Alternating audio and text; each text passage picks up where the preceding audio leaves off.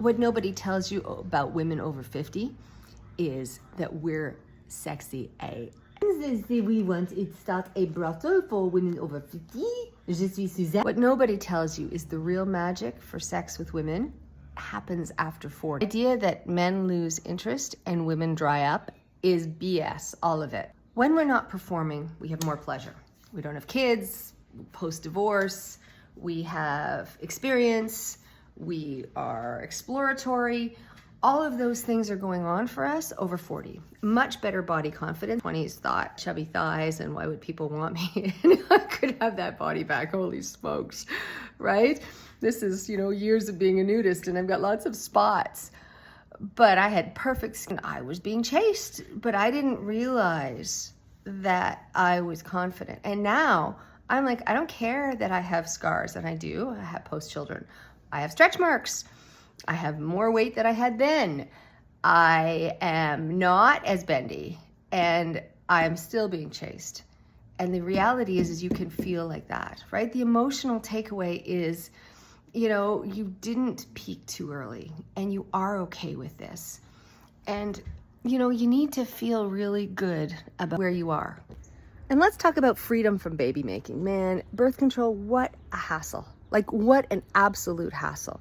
I had a diaphragm in high school, and it got me, thank God, through pregnancies, and it blocked up, any of your periods. So if you don't have one and haven't looked at it, it was my favorite. I had a tubal after I had kids because I swore I would sue my doctor and get a brand new Porsche if I ever got pregnant again. I threw up, through both pregnancies. It's this idea you're in a situation where you no longer have to worry about that. And I can tell you, especially now in the US, but I know every woman, and I mean everyone, is like, if your period's a day or two late, you're just like, oh my God, could it be?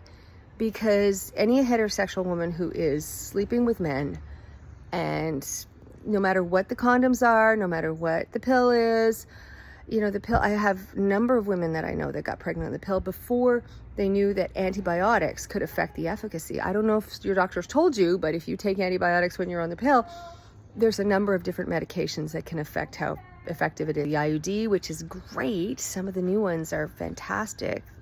They are impregnated with hormones, and they're really good. And a lot of people just don't worry about them anymore, and they've got 5 years. But it doesn't work for everybody. There's no one size fits all. So let's talk about how that feels so much sexier to not have to worry about that. Your doctor says that your sexual life should be me. Call me. Your desire isn't dead, it's just bored. So let's come up with some solutions. I have a checklist that I've done about what could be possibly getting in your way. And let's go through that.